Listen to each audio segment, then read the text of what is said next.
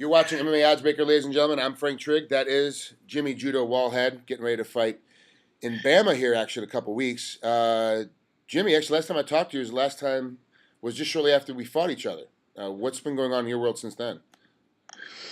Not much really, mate. Just same old. Trading hard and just trying to improve and just working hard, mate. Let's go back for a second to the Lyman Good fight that you had back in Bellator. That was almost a year ago. It was back in September 2012. You lost unanimous decision to Lyman. What happened during that fight that you couldn't get the decision victory? I don't know. I don't want to sit here and make loads of excuses. To be honest with you, I felt like I really underperformed in that fight. I was in hospital the night before, getting an IV because I messed up my rehydration. Started being really sick after the weigh-in and stuff.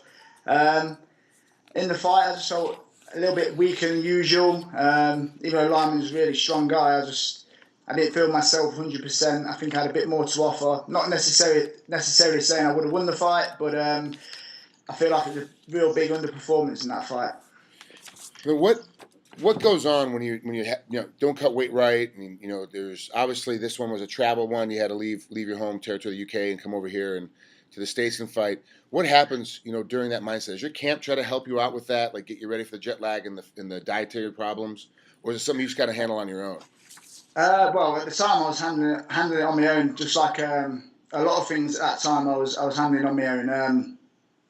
The loss of Lyman though worked out to be a blessing for me really, because since then I've basically changed everything I've got involved with my team. Every single coach. First time I got a nutritionist, psychologist. I've got a mentor now as well. New coach in every single range. I've got a wrestling coach for the first time. Full-time jiu-jitsu coach. Full-time striking coach. Full-time conditioning coach, just everything. Since that fight, I just basically tried to reinvent myself. I just thought, basically, I was at a crossroads. I thought, right, call this a day or give it one last throw of the dice and be the best I can be. And I come back and changed everything.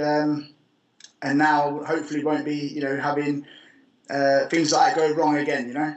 Well, it looked like it worked well because you fought Matt Veach back in March, and you got him you beat him with a rear naked choke in the first round. You caught him real early, beat him up, and was significantly winning before even at that point. It was 3 minutes into the first round, but you beat him up pretty good. So obviously it worked during that training camp. How's it been during this training camp getting ready for Eddie Ellis? Has it been the same kind of feeling that everything's going okay, or has there been a couple of hiccups? Because when you get new coaches, there's a learning period. You got to learn, hitting Mitch, you got to learn a new combo routine that he's talking about. You got to rethink stuff. How's that process been going? Yeah, man. Well, if anything, it genuinely has gone better. If anything, by the time I fought Veach, we were just getting into the swing of things. Everything wasn't clicking, really sweet. But now I feel like everything's clicking a lot sweeter. I've had a great camp, just like every fighter in every camp. A few niggles here and there. A few days off, a week off here. But all in all, very very happy. Had a really good camp for this fight. Give me your thoughts on Eddie Ellis. What do you think of him as an opponent? That's the guy you're going to face at BAMMA 13 coming up here on September 14th. What are your thoughts on him as an opponent? How do you see him when you break down his film?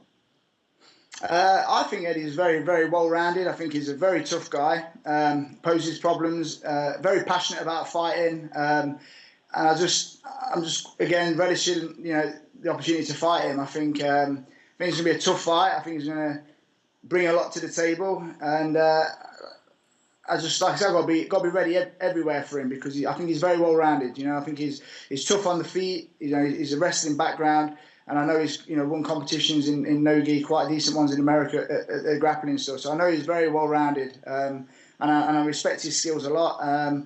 Over here, a few people who don't really follow the MMA too much, I say his record, 18-15, like, you'll batter him, he's rubbish. I'm like, no, man, this guy's good, He lost, I think it was 6 of his first 8 fights, He's 10-1, I believe, in the last 6 years, I think, is what I found out. Yeah. So, he's on a good run, and, I think he's a very good opponent.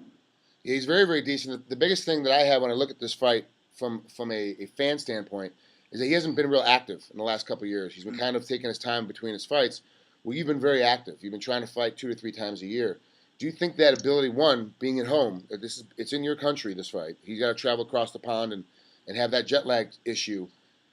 do you think that's going to help, as well as the fact that hasn't been as active? Like, you've been a lot more active. You think that's going to help towards the victory? I don't know, man. I mean, I've not been active as I wanted to be. You know, like only 2 fights. I think it was last year. Well, yeah, I can't remember. I've not been active as I wanted to be anyway. I'm sure he's coming ready, man. I mean, he owns his gym, doesn't he? And he's obviously actively training. And I mean, yeah, ring rust is obviously a factor, but I know he's going to come ready, man. I don't think it makes much difference, really, to be honest. Now, what else do you do besides fight to earn income? Like, you train the gym? Are you one of the coaches? Like, what? How do you make your money? Because I've seen the records. I know you're not making that much money fighting. It's really you're doing it for the love of the sport, not really because you're going to be driving a Bentley. So what do you do otherwise to make all your money? Well, my main thing, I've got some really good sponsors that now like support me monthly and stuff. So it makes everything a hell of a lot easier. And then I coach a couple of public classes a week, and odd private tuition and stuff. But if it wasn't for the sponsors, again I'd be really really struggling. So I'm lucky to have them guys.